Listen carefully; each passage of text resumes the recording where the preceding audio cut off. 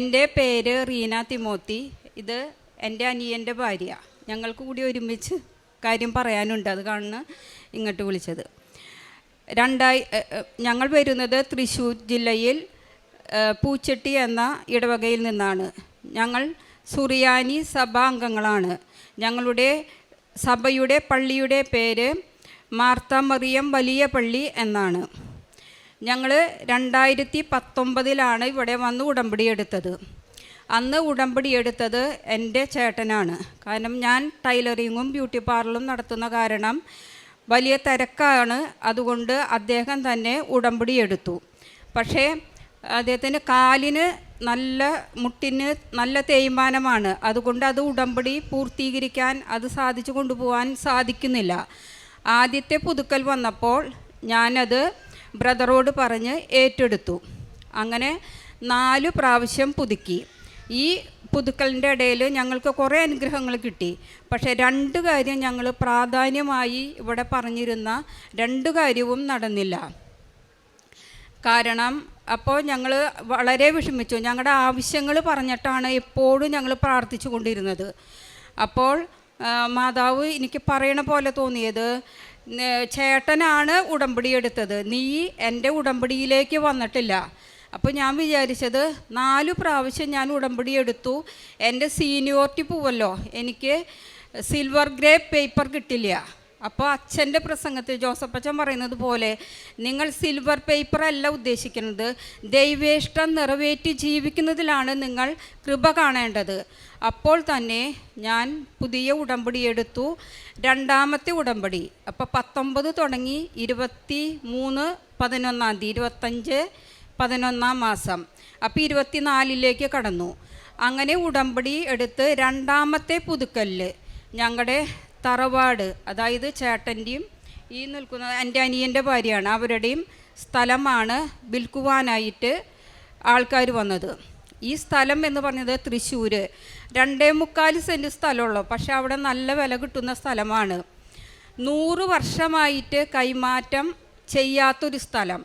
10 വർഷമായി ഞങ്ങളത് വിൽക്കാൻ നോക്കിയിട്ട് അത് നടന്നില്ല. അപ്പോൾ ഈ 2ാമത്തെ ഉടമ്പടിക്ക് അത് വാങ്ങുവാനായിട്ട് ഒരാൾ വന്നു. അപ്പോൾ അവർ തിരിച്ച് മറിച്ച് കൊടുക്കുന്ന കച്ചവടക്കാരാണ്. അപ്പോൾ അവർക്ക് എല്ലാവിധ പേപ്പറുകളും നമ്മൾ കറ കൂടാതെ അത് ശരിയാക്കി കൊടുക്കണം. 70 വർഷമായി അപ്പാപ്പന്മാരും അമ്മാമ്മമാരും അപ്പാപ്പന്മാരെ സഹോദരിമാർ അവരുടെ ഡെത്ത് സർട്ടിഫിക്കറ്റുകൾ കിട്ടാൻ നിങ്ങൾക്കൊന്ന് ഊഹിക്കാമല്ലോ. 70 വർഷമായിട്ട് അത് കോർപ്പറേഷനിൽ പോലും ആഡ് ചെയ്യാത്തതാണ്.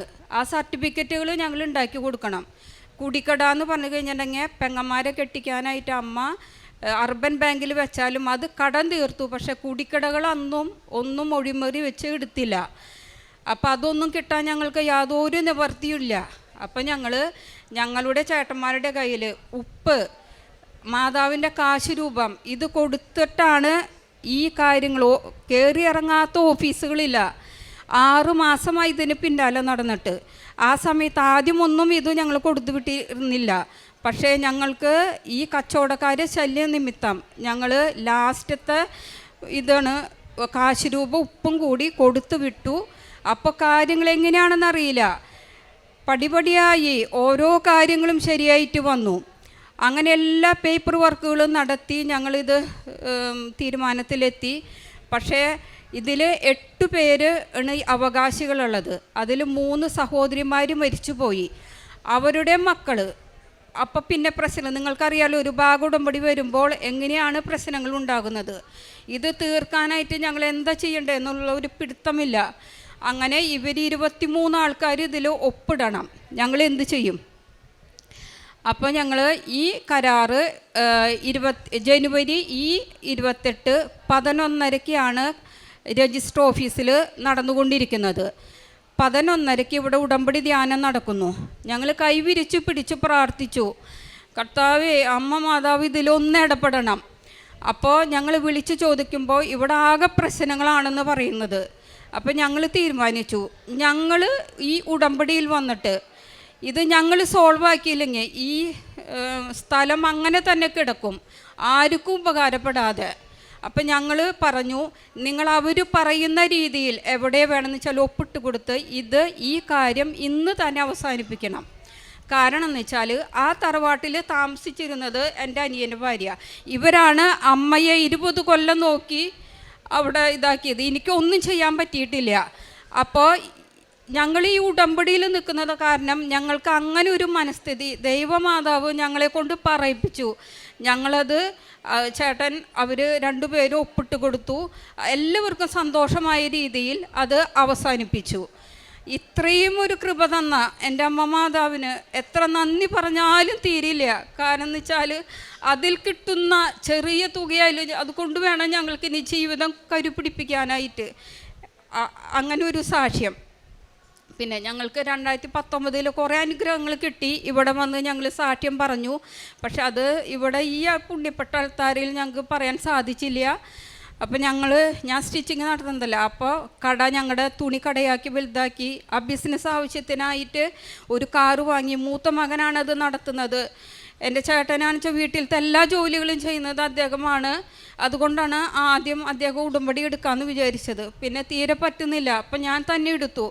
ഞങ്ങൾ ചെയ്യുന്ന കാരുണ്യ പ്രവർത്തികളെന്ന് പറഞ്ഞു കഴിഞ്ഞിട്ടുണ്ടെങ്കിൽ ഞങ്ങൾ ആദ്യം തൃശ്ശൂർ ജില്ലാ ആശുപത്രികളിൽ പോയിട്ട് ഭക്ഷണം കൊടുക്കും. വഴിയോരത്തെ കച്ചവടക്കാർക്ക് ഭക്ഷണം കൊടുക്കും. പക്ഷേ ഈ തൃശ്ശൂർ ജില്ലാ ആശുപത്രിയിൽ ചെല്ലുമ്പോൾ അവിടെ നിയമങ്ങൾ നമുക്ക് വേണ്ട വിധത്തിൽ ഭക്ഷണം കൊടുക്കാനോ അവിടെ കയറിപ്പറ്റാനോ സാധിക്കുന്നില്ല. അപ്പോഴാണ് ഞങ്ങൾ അറിഞ്ഞത് ഞങ്ങളുടെ തൊട്ട് നടത്തറ ഭാഗത്ത് ആശ്രയഭവനെന്ന് പറഞ്ഞ അമ്മമാരെ നോക്കാൻ ആരുമില്ലാത്ത ഗവൺമെൻറ്റിൽ നിന്ന് മാനസിക വിഭ്രാന്തിയുള്ള ആൾക്കാരെയൊക്കെയും കൊണ്ടുവരുന്ന ഒരു സ്ഥലം. നമുക്കവിടെ ചെല്ലുമ്പോൾ തന്നെ പേടിയാവും. അപ്പം ഞങ്ങളതങ്ങോട്ട് പോയി അവരെ മുടി വെട്ടി കൊടുക്കും. എൻ്റെ മകൻ അവർക്ക് അപ്പാപ്പന്മാർക്ക് ഷേവ് ചെയ്ത് കൊടുക്കും, തലമുടി വെട്ടും. അവൻ പുറത്തേക്ക് പോകാൻ നിൽക്കുകയാണ്. അവന് ഉടമ്പടി എടുത്ത ആളാണ്. ഇത് ഈ കാരുണ്യ പ്രവൃത്തി പറയാൻ വന്നപ്പോൾ ഇത് പറഞ്ഞു എന്ന് മാത്രം. പിന്നെ ഞങ്ങൾ രണ്ടാളും കൂടിയിട്ടാണ് ജോലിയുള്ള സമയത്ത് ഞങ്ങൾ പോയിട്ട് ഇങ്ങനെ ചെയ്യും. പിന്നെ അവിടുത്തെ കറണ്ട് ബില്ല് ഞങ്ങൾ അടച്ചു കൊടുക്കും. മാസത്തിൽ ചാക്ക് അരിയുടെ പൈസ കൊടുക്കും. ഞങ്ങൾക്ക് തുണിക്കടയായ കാരണം മുണ്ടുകൾ, ഷർട്ടുകൾ, നൈറ്റുകൾ എല്ലാ പപ്പന്മാരമ്മമാർക്കും വേണ്ട വിധത്തിൽ ഞങ്ങൾ കഴിയുന്ന വിധത്തിൽ ഞങ്ങളുടെ ഇല്ലായ്മയിൽ നിന്ന് കൊടുക്കും. പിന്നെ ഞങ്ങളുടെ പ്രേക്ഷിത പ്രവർത്തനം എന്ന് പറഞ്ഞു കഴിഞ്ഞിട്ടുണ്ടെങ്കിൽ ഞങ്ങൾക്ക് കടയാണല്ലോ. എത്ര ആൾക്കാർ നമ്മുടെ അടുത്തേക്ക് വരും. ഞങ്ങൾക്ക് ഇറങ്ങി പുറപ്പെട്ട് പോയി പ്രേക്ഷിത വേല ചെയ്യണ്ട. ഞങ്ങളുടെ അടുത്തേക്ക് ആൾക്കാർ അത്രമാത്രം ആൾക്കാർ ഒരു ത്രെഡിങ് ചെയ്യുമ്പോൾ അവരുടെ ഒരു 10-15 മിനിറ്റ് അല്ലെങ്കിൽ 10 മിനിറ്റ് വേണ്ടി വരും. അവർക്ക് അവരുടെ ആവശ്യങ്ങൾ പറഞ്ഞ് ഞാൻ ഓരോ വ്യക്തിക്ക് വേണ്ടി പ്രാർത്ഥിക്കും. അതേപോലെ ഉപ്പും തേനും അവരുടെ ആവശ്യങ്ങൾ പറഞ്ഞാൽ അവർക്ക് അത് ഉപയോഗിക്കാൻ കൊടുക്കും. അപ്പോൾ ഓരോ ക്രിസ്ത്യൻ കുട്ടികളല്ല വരുന്നത്, വിജാതീയ മക്കളാണ്. അടുത്ത പ്രാവശ്യം വരുമ്പോൾ ചേച്ചി ഞങ്ങൾക്ക് വേണ്ടി പ്രാർത്ഥിക്കില്ലേ, അവരുടെ ഓരോ ആവശ്യങ്ങൾ നിറഞ്ഞിട്ട്. അതേപോലെ ഒരു ചേച്ചിയുടെ മരുമകൾ സ്കൂട്ടറിൽ നിന്ന് നടത്തറ ഭാഗത്തുനിന്ന് എത്രയടി മോളിന്ന് വണ്ടി വന്ന് ഇടിച്ചിട്ട് ആ കുട്ടി നിലത്ത് വീണു. അവർ നായർ സമുദായത്തിൽപ്പെട്ടവരാണ്. ഞാനിത് അറിഞ്ഞു കഴിഞ്ഞിട്ട് ഞങ്ങൾ ഹോസ്പിറ്റലിൽ പോയി. ഞങ്ങൾ ഉപ്പും കാശ് രൂപം തൈലും കൊണ്ട് ഞങ്ങൾ ഓടിപ്പോയി. ഞങ്ങൾക്ക് അവിടെ കടക്കാൻ നിവർത്തിയില്ല. അപ്പം മിഷൻ ഹോസ്പിറ്റലായ കാരണം അവിടെ നേഴ്സുമാർ ക്രിസ്ത്യൻസാണല്ലോ കൂടുതൽ. അപ്പോൾ ആ നേഴ്സിനെ കണ്ട് ഞങ്ങൾ പറഞ്ഞു, ഈ കാശ് രൂപം ഈ തൈലും ആ കുട്ടിക്ക് എങ്ങനെയെങ്കിലും അത് പെരട്ടി കൊടുക്ക് എന്ന് പറഞ്ഞിട്ട് അവർ പെറ്റി കൊടുത്തു. ആ കുട്ടി തളർന്ന് കിടക്കുള്ളൂ എന്നാണ് ഡോക്ടർമാർ. അവരുടെ കസിൻസ് എറണാകുളത്ത് രാജഗിരി ഹോസ്പിറ്റലിൽ വർക്ക് ചെയ്യുന്ന ഡോക്ടർ പറഞ്ഞു ഈ കുട്ടി എഴുന്നേൽക്കാൻ ഒരു സാധ്യതയില്ല. അങ്ങനെ ആ കാശ് രൂപം തൈലും പറ്റി അവർക്ക് നല്ല വിശ്വാസമാണ്. അപ്പോൾ അവരോട് ഒരു കസിൻ വിളിച്ച് പറയണം പുറത്തുനിന്ന്, ചേച്ചി രാജേച്ചി നിങ്ങൾ കൃപാസന അമ്മേരെ അടുത്തേക്ക് ഒന്ന് പോയി നോക്കാം. അപ്പാണ് ആ ചേച്ചി പറയുന്നത് ഇവിടെ ഞങ്ങളുടെ അടുത്തുള്ള ഒരു കുട്ടി ഞങ്ങൾക്കിത് തന്നു പ്രാർത്ഥിക്കാൻ. അതേപോലെ അങ്ങനെ അത്ഭുതം ഞങ്ങളുടെ അമ്മ ഞങ്ങൾക്ക് നടത്തി തന്നു പ്രാർത്ഥന. ഞങ്ങൾ ഫുൾ ടൈം പ്രാർത്ഥനയാണ്. ഞങ്ങളുടെ കടയിൽ വന്നാലറിയാം ദൈവവചനത്തിൻ്റെ ഇതല്ലാണ്ട് ഞങ്ങൾക്കൊന്നും ഞങ്ങൾ വെക്കാറില്ല. എല്ലാവരും ചോദിക്കും നിങ്ങൾക്ക് ഇതേ ഉള്ളൂ എന്ന്. ചിലവർക്ക് ഭയങ്കര ഇഷ്ടമാണ്. അവരപ്പോൾ അവരുടെ മൊബൈലിൽ വേറെ ഇത് കേട്ടാലും ഞങ്ങളുടെ ഈ ടോക്ക് കേൾക്കുമ്പോൾ അവരത് ഓഫ് ചെയ്ത് ഞങ്ങളുടെ പ്രാർത്ഥന ടോക്കുകൾ, ദൈവവചനം, ദൈവത്തെ എത്രമാത്രം പ്രഘോഷിക്കാൻ പറ്റും അതേപോലെ നമ്മളാവണം. ജോസഫ് അച്ഛൻ പറയുന്ന പോലെ നിങ്ങൾ നിങ്ങളുടെ ആവശ്യങ്ങൾക്ക് വേണ്ടി മാത്രമല്ല മറ്റുള്ളവർക്ക് വേണ്ടി പ്രവർത്തിക്കുമ്പോൾ നിങ്ങളുടെ ആവശ്യാദികളെല്ലാം ദൈവം നടത്തി തരും. അതുപോലെ എൻ്റെ മകന് കിട്ടിയ വചനം, യാബസ് പ്രാർത്ഥിച്ചു. യാബസിൻ്റെ അമ്മ യാബസിന് പ്രസവിക്കുമ്പോൾ വളരെ വേദനയോട് കൂടിയിട്ട് പ്രസവിച്ചു എന്ന് പറഞ്ഞു. അത് ആ കാലഘട്ടത്തിൻ്റെയാണ്. പക്ഷേ യാബസ് കൈവിരിച്ച് ദൈവത്തോട് പ്രാർത്ഥിച്ചു, കർത്താവേ എൻ്റെ പ്രാർത്ഥന കേട്ട് എൻ്റെ അതിരുകൾ വിസ്തൃതമാക്കണമേ. ആ പ്രാർത്ഥനയാണ് എൻ്റെ മകന് ഞാൻ എഴുതി കൊടുത്തത്, അതാവൊന്ന് ചൊല്ലിക്കൊണ്ടിരിക്കുന്നത്. അതുപോലെ മക്കളിനെ വിശുദ്ധിയിൽ വളർത്തുവാനായിട്ട് എൻ്റെ മക്കൾ പ്രാർത്ഥന കഴിഞ്ഞിട്ടുണ്ടെങ്കിൽ അവർ സ്തുതിയാണ് തരുന്നത്. എല്ലാ കുടുംബങ്ങളിലും ഉണ്ടോ എന്നുള്ളത് അറിയില്ല ഞങ്ങൾക്ക്. പക്ഷേ ഡാഡിക്കും മമ്മിക്കും സ്തുതി തന്നിട്ടാണ് അവർ, അത്രയും വലിയ മക്കളാണ് ഞങ്ങൾക്കുള്ളത്. അവർ ഞങ്ങൾക്ക് സ്തുതി തന്ന് ഞങ്ങളങ്ങനെ സന്തോഷമായിട്ട് അല്ലറ ചില്ലറ കാര്യങ്ങളുണ്ടെങ്കിലും എല്ലാ അമ്മ മാതാവ് ഞങ്ങൾക്ക് ഇവിടെ ഒന്ന് കയറി സാക്ഷ്യം പറയുവാനായിട്ട് സാധിച്ചതിന് എത്ര നന്ദി പറഞ്ഞാലും തീരില്ല. 19 തൊട്ട് ഞങ്ങൾ ഉള്ളുരുക്കി പ്രാർത്ഥിച്ച് ഇവിടെ വരുന്നതാണ്. ഇനി ഇതിൽ നിന്ന് ഞങ്ങൾ പിന്മാറില്ല. പ്രേക്ഷിത പ്രവർത്തനമായിട്ട് ഞങ്ങൾക്കിനി നിത്യതയിലേക്കുള്ള വഴിയായിട്ടാണ് ഞങ്ങളിത് കാണുന്നത്. അതേപോലെ ഈ കച്ചവടം നടക്കുന്ന 2 ദിവസം മുൻപ് അച്ഛൻ പറഞ്ഞു, മറ്റേ ഗ്രേ കളർ സാരിയിൽ ഒരു നീല സാരിയിൽ നീല പേപ്പറാക്കണം എൻ്റെ ഒരു കാര്യം പറഞ്ഞിട്ടുണ്ടായിരുന്നു. കരിനീല പേപ്പറാണെന്നാണ് എൻ്റെ ഓർമ്മ. അപ്പോൾ 2 ദിവസം മുമ്പാണ് ഈ കരിനീല സാരി ഉടുത്തിട്ട്, എങ്ങനെയാ പറയേണ്ടതെന്ന് എനിക്കറിയില്ല, അത്രയും ഹൈറ്റും വെയിറ്റുള്ള ഒരമ്മ, ബാക്കിൽ 3 റോസപ്പൂവ് തലയിൽ, ഒരു ബുക്കും പേനെടുത്ത് കൈപ്പിടിച്ചിട്ട് റോട്ടിൽ പോലെ നിൽക്കുകയാണ് കണക്കുകൾ എഴുതാനായിട്ട്. ഞാൻ ഓടിച്ചെന്ന് ഞങ്ങളുടെ കണക്ക് പറയുന്നുണ്ട്, അമ്മ എഴുതുന്നുണ്ട്, പക്ഷെ സ്വപ്നമാണ് ഇത്. അപ്പോൾ ഞങ്ങളുടെ ഈ കച്ചവടം നടക്കുന്നത് 2-3 ദിവസം മുമ്പാണ് ഇത് ഉണ്ടായത്. അപ്പോൾ അങ്ങനെ അമ്മ അടയാളങ്ങൾ ഞങ്ങൾക്ക് തന്നിരിക്കുന്നു. എൻ്റെ അനിയൻ്റെ ഭാര്യയാണ്, അവൾ അമ്മേനെ നോക്കി. അതിൽ എനിക്ക് നോക്കാൻ പറ്റില്ല, അത് ഈ എഴുത്താളരയിൽ നിന്ന് പറയണമെന്ന് എനിക്ക് ആഗ്രഹമുണ്ട്. എൻ്റെ കടമ പോലും അവളാണ് ഏറ്റെടുത്ത് നടത്തിയത്. അതിനായിട്ട് അവൾക്ക് ഞാൻ അമ്മയുടെ ഇതിൽ എനിക്ക് എന്തെങ്കിലും വിഷമമുണ്ടെങ്കിൽ കർത്താവേ അവൾക്ക് നന്ദി പറയുന്നു. അങ്ങനെ നോക്കി ഇതാണ് ആ തറവാട്ടിൽ നിന്ന് ഞങ്ങൾ ഇറങ്ങിയത്. അവളിപ്പോൾ വാടകയ്ക്കാണ് താമസിക്കുന്നത്. അപ്പോൾ ഇതെല്ലാം ആണ് ആയിട്ടും ഞങ്ങൾ ഈ ഉടമ്പടിയിൽ നിൽക്കുന്ന ഒരൊറ്റ കാരണം കൊണ്ട് അമ്മ മാതാവിൻ്റെ അമ്മ എങ്ങനെ മനസ്സിൽ എല്ലാ കാര്യങ്ങളും സംഗ്രഹിച്ചു, അതുപോലെയാണ് അവൾ സംഗ്രഹിച്ച് ഇതിൽ ഒപ്പിട്ട് തന്നത്. അതിനായിട്ട് ഞങ്ങൾ എത്രമാത്രം നന്ദി പറയുന്നത് ഞങ്ങൾക്കറിയില്ല. കോടാനുകൂടി നന്ദി കർത്താവേ. അമ്മേ, പരിശുദ്ധ അമ്മേ, അമ്മയ്ക്ക് 1000 നന്ദി പറയുന്നു. യെശയ്യാ പ്രവാചകന്റെ പുസ്തകം 61 7 തിരുവചനം അരുളി ചെയ്യുന്നു, ലജ്ജിതരായിരുന്നതിന് പകരം നിങ്ങൾക്ക് ഇരട്ടി ഓഹരി ലഭിക്കും, അവമതിക്ക് പകരം നിങ്ങൾ സന്തോഷിച്ചുല്ലസിക്കും. നിങ്ങളുടെ ദേശത്ത് ഇരട്ടി ഓഹരി നിങ്ങൾ കൈവശമാക്കും, നിങ്ങളുടെ ആനന്ദം നിത്യമായിരിക്കും. വിശ്വസ്തയോടെ അവർക്ക് ഞാൻ പ്രതിഫലം നൽകും, അവരുമായി ഞാൻ നിത്യമായ ഒരു ഉടമ്പടി ഉണ്ടാക്കും. കൽദായ സുറിയാനി സഭയിലെ അംഗങ്ങളാണ് ഇന്ന് തങ്ങളുടെ ജീവിതത്തിൽ എങ്ങനെയാണ് പരിശുദ്ധ അമ്മയുടെ തിരുനടയിൽ വന്ന് പ്രാർത്ഥിക്കുമ്പോൾ അമ്മയുടെ മധ്യസ്ഥം വഴി തങ്ങൾക്ക് ലഭിച്ച കൃപകൾ ഈ മക്കളിവിടെ പറയുകയാണ്. സഹോദര ഭാര്യമാർ 2 പേരും ഉടമ്പടി എടുത്തു. മറ്റ് പലതും തങ്ങൾക്ക് ലഭിച്ചു. എന്നാൽ തങ്ങൾക്ക് ലഭിക്കേണ്ടത് വർഷങ്ങളായിട്ടുള്ള തങ്ങളുടെ ഒരു ഭാഗ ഉടമ്പടി അത് ഇതുവരെയും നടന്നിട്ടില്ല. 100 വർഷമായി കൈമാറ്റം ചെയ്യപ്പെടാത്ത ഭൂമി 10 വർഷമായി വിൽക്കാനിട്ടിരിക്കുന്നു. അതിൽ 3 പേര് ഇന്നും ജീവിച്ചിരിപ്പില്ല. 8 അവകാശികളാണുള്ളത്. ഒപ്പിടേണ്ടത് 23 പേര്. ഇങ്ങനെയുള്ള ഒരു സാഹചര്യത്തിൽ എങ്ങനെയാണ് 10 വർഷമായിട്ട് നടക്കാതിരുന്നത്? അവർക്ക് 6 മാസത്തോളം നടന്ന് കാര്യങ്ങൾ ശരിയാക്കി പിന്നീട് അതിൻ്റെ പേപ്പറുകളും അതുപോലെ അത് ഒപ്പിടേണ്ട എല്ലാ അവസ്ഥകളും അതിനൊക്കെ പ്രതിസന്ധികളുണ്ട്. എന്നാൽ ഈ 2 മക്കളും തങ്ങളെ ഉടമ്പടി എടുത്തവരാണെന്നുള്ളൊരു ഉറച്ച ബോധ്യത്തിൽ അവരുടെ ജീവിത പങ്കാളികളെ പറഞ്ഞു വിടുന്നു, ഒറ്റയ്ക്കല്ല അമ്മയോടൊത്ത് പോകുവാൻ.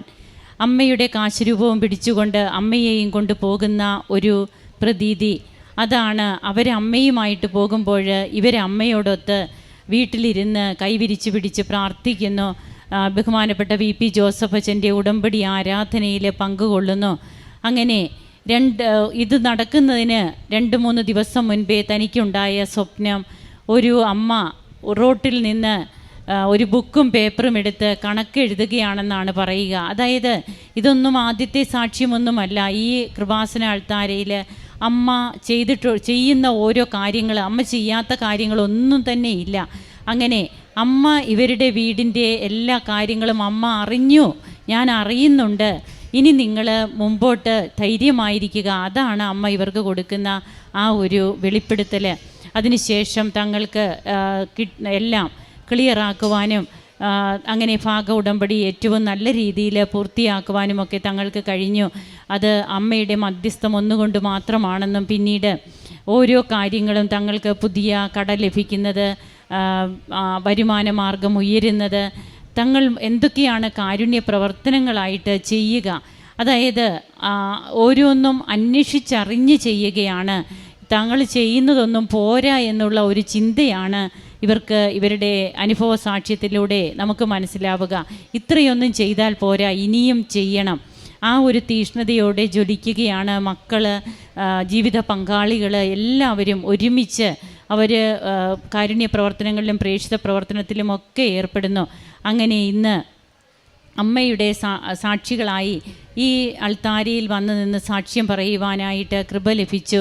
അതുപോലെ മാതാപിതാക്കളെ വളരെ സ്നേഹത്തോടെ നോക്കുവാനായിട്ടും ഒരു മകൾക്ക് 20 വർഷത്തോളം ആ മകള് സ്വന്തം ഹസ്ബൻഡിൻ്റെ അമ്മയെ ശുശ്രൂഷിക്കുന്നു. അപ്പോൾ ആ അവസ്ഥയിലും തങ്ങൾക്കുള്ളത് മറ്റുള്ളവരുമായിട്ട് പങ്കുവയ്ക്കുവാൻ, അതായത് തങ്ങൾക്ക് മാത്രം അവകാശപ്പെട്ടതാകാതെ സഹോദരങ്ങൾക്ക് കൂടി പങ്കുവെച്ച് ഇനി കിട്ടിയില്ലെങ്കിലും വേണ്ടില്ല എന്നുള്ളൊരു മനോഭാവത്തിലേക്കൊക്കെ വരുവാനും, ഇതൊക്കെ ഈ മനോഭാവമാണ് നമ്മിൽ ഈശോ കാണുക. നമ്മൾ പുറമേ എന്തെല്ലാം കാണിച്ചാലും നമ്മൾ ആരാണെന്ന് ദൈവത്തിനറിയാം. അത് ബഹുമാനപ്പെട്ട VP ജോസഫ് അച്ഛൻ പറയാറുണ്ട്. അതിനെയാണ് അച്ഛൻ ഫ്രോഡ് എന്ന് പറയുക. കർത്താവിൻ്റെ മുമ്പിൽ ഫ്രോഡ് ആകരുത്. നമ്മുടെ ഉള്ളും ഉള്ളായ്മയും അറിയുന്ന ദൈവം എങ്ങനെ ഈ മക്കളുടെ ജീവിതത്തിൽ ഇവരുടെ ആത്മാർത്ഥത കണ്ട് ദൈവം ഇറങ്ങി വന്ന്, അതാണ് നാം തിരുവചനത്തിലും വായിച്ചത്, ലജ്ജിതരായിരുന്നതിന് പകരം നിങ്ങൾക്ക് ഇരട്ടി ഓഹരി ലഭിക്കും, അവമതിക്ക് പകരം നിങ്ങൾ സന്തോഷിച്ചുല്ലസിക്കും. തങ്ങൾക്ക് ലഭിച്ച എല്ലാ കൃപകൾക്കും ഈ മക്കൾ നന്ദി പറയുന്നു. ഇവരോടൊപ്പം കരങ്ങളടിച്ച് നമുക്കും ദൈവത്തെ മഹത്വപ്പെടുത്താം. യേശുവേ നന്ദി, യേശുവേ സ്തുതി, യേശുവേ ആരാധന. അത്യപൂർവ ദൈവാനുഭവങ്ങൾ ഇനി നിങ്ങൾക്കും സ്വന്തം. ഈ യൂട്യൂബ് ചാനൽ ഇതുവരെ സബ്സ്ക്രൈബ് ചെയ്തിട്ടില്ലെങ്കിൽ ഇപ്പോൾ തന്നെ സബ്സ്ക്രൈബ് ചെയ്യുക. ഈ വീഡിയോ ഇപ്പോൾ തന്നെ നിങ്ങളുടെ സുഹൃത്തുക്കൾക്ക് ഷെയർ ചെയ്തുകൊണ്ട് കർത്താവിൻ്റെ പ്രേക്ഷിതരാകുക.